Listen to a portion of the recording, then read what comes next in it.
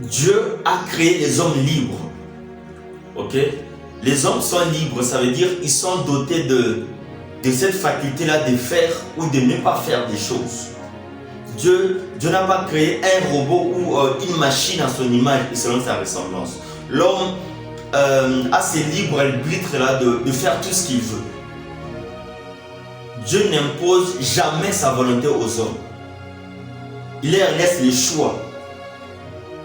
Voilà pourquoi dans Deutéronome 30, le verset 19, la Bible déclare que « Voici, je mets deux chemins devant toi, la vie et la mort, la malédiction et la bénédiction. Mais choisis la vie, afin que tu vives, toi et ta postérité. » Donc Dieu donne toujours le libre arbitre à l'homme.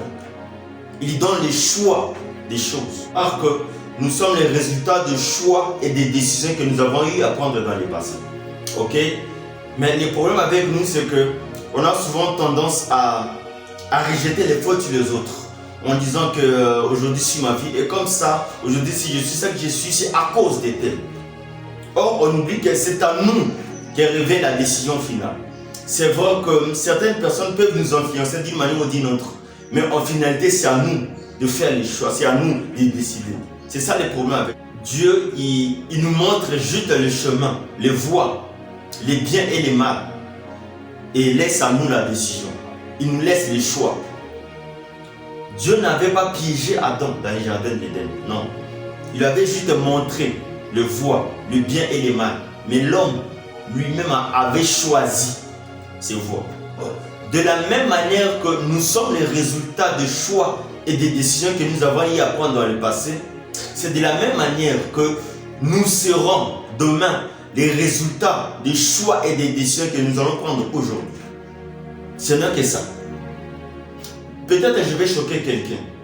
Nous devons savoir que notre futur, notre lendemain, ce n'est pas d'abord entre les mains de Dieu. Notre futur, c'est d'abord les choses que nous sommes en train de faire aujourd'hui. Les actes que nous posons aujourd'hui, des décisions que nous sommes en train de prendre aujourd'hui, c'est ce qui va déterminer notre futur. Et comme nous ne pouvons pas changer les passés, mais quand même nous avons la chance aujourd'hui, par des choix et des décisions que nous allons prendre, de transformer notre futur.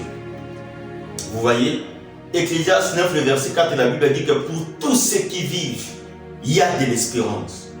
Okay? Aussi longtemps que nous vivons, nous pouvons transformer notre futur.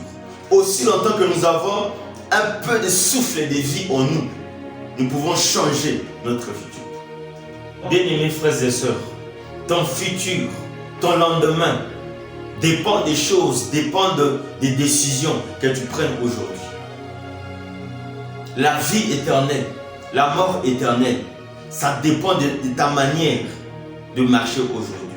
Ce sont tes œuvres actuelles qui vont déterminer ce que sera ton demeure éternelle. Et au bout de ce chemin, au bout de ces tunnels, il n'y a que deux voies. La vie éternelle et la mort éternelle. Aujourd'hui encore, il n'est pas tard. Tu peux faire le bon choix. Tu peux changer ton futur. Tu peux transformer ton lendemain par une simple décision que tu peux prendre aujourd'hui. Et par amour, Dieu nous recommande de choisir la vie. Il dit choisis la vie afin que tu vives, toi et ta postérité. Bien-aimé, il est encore temps que le fils prodigue revienne à son père. Il est encore temps que quelqu'un puisse s'arranger avec Dieu, de se réconcilier, de se reconnecter avec Dieu. Car Jésus revient bientôt. Bien-aimé, le moment où tu partiras, tu ne sauras jamais. Quand je parle de ces choses, ce n'est pas pour te faire peur ou ce n'est pas pour dire que tu vas mourir maintenant. Non, non, tu ne mourras pas maintenant. Mais la réalité est que les gens meurent à tout moment. D'autres ils meurent à 25 ans, d'autres ils meurent à 3 ans, d'autres ils meurent à 6 ans. Mais le moment est venu pour que quelqu'un puisse se reconnecter à Dieu.